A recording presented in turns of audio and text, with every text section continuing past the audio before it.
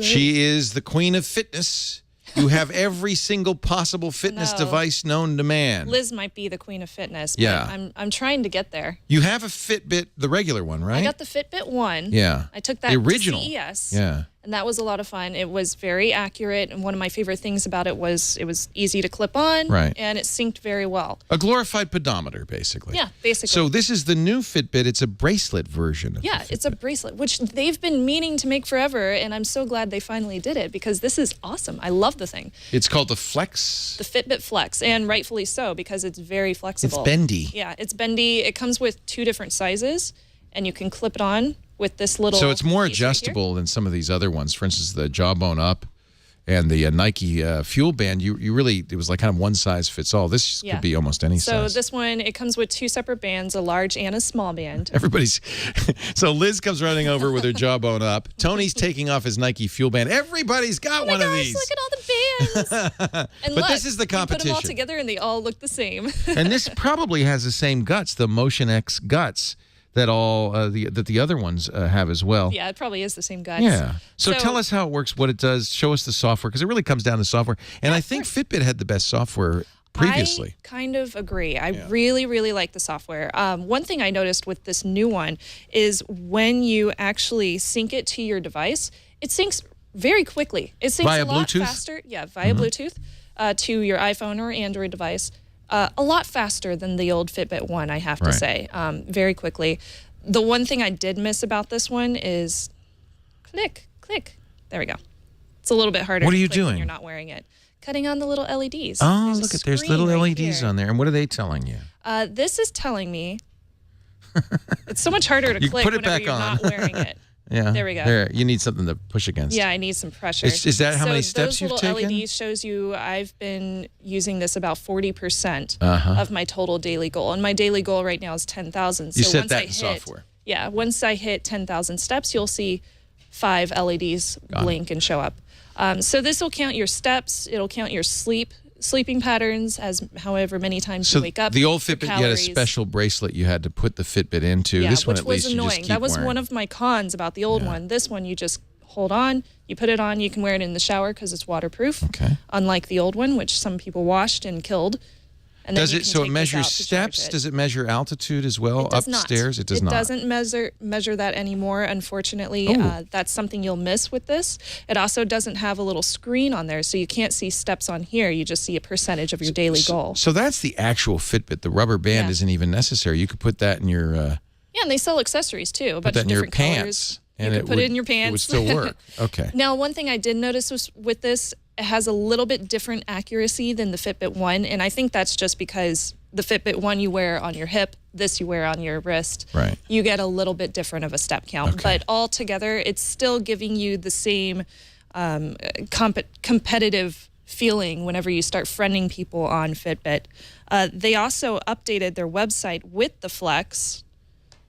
And this looks a little janky on the iPad right now, but they give you a whole bunch of these different little widgets that you can move around and arrange however you like. So it's a dashboard Yeah, for you. you get a dashboard. It measures your distance as well. Of course, your sleep pattern. It shows floors right here. You'll see 0 because I don't think that's counting floors. Calories burned, of course, and then your weight and whatnot as well.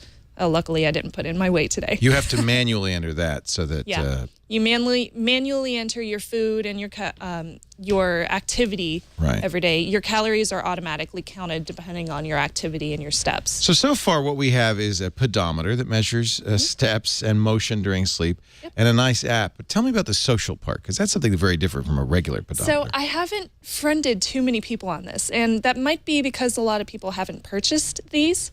I have a few friends on here. Jeffrey Needles is one of my friends. He always beats me because he bounces around on his ball all day, and he gets so many more steps than I do.